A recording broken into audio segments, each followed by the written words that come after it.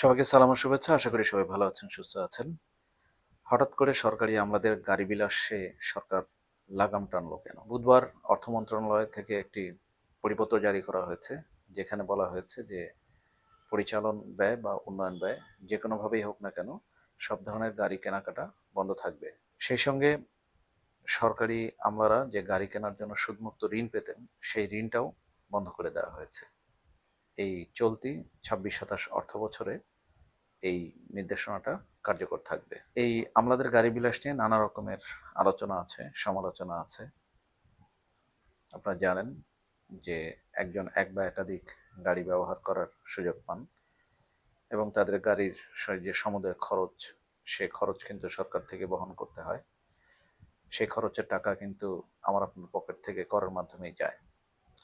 তো অবশেষে এসে সেই জায়গাটায় সরকার হাত দিয়েছে।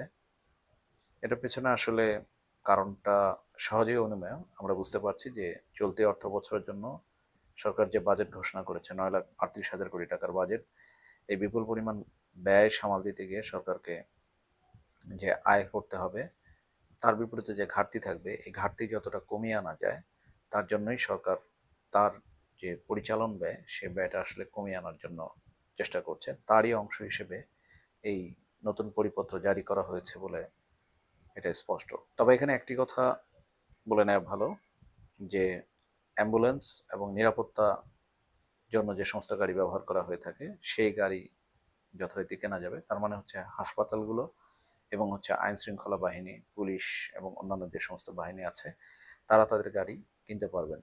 এইখানে কোনো ধরনের বাধা নেই।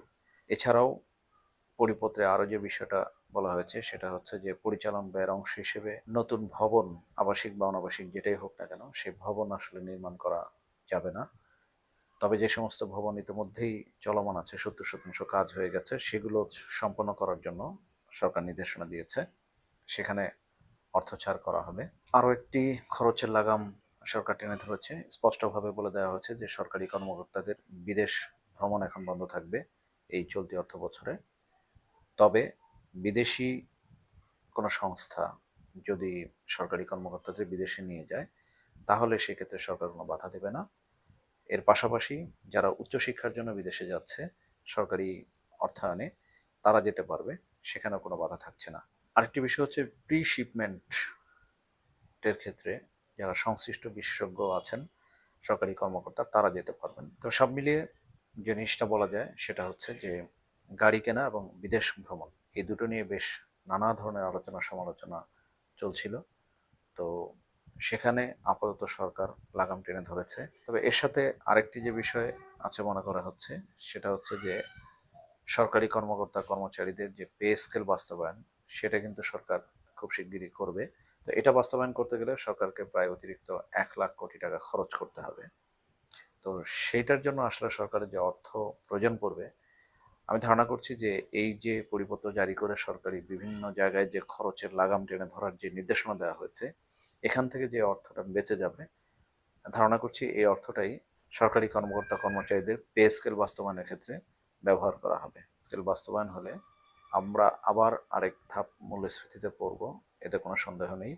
তবে সেই জন্য যেটা করতে হবে যে সরকারি পাশাপাশি বেসরকারি খাতে যারা কর্মরত আছেন, তাদেরও যেন বেতন বাড়ে, সে বিষয়টা নিয়ে আসলে সরকারকে নিশ্চিত হতে হবে। আশা করি যে সরকার এই বিষয়টার দিকে নজর রাখবে।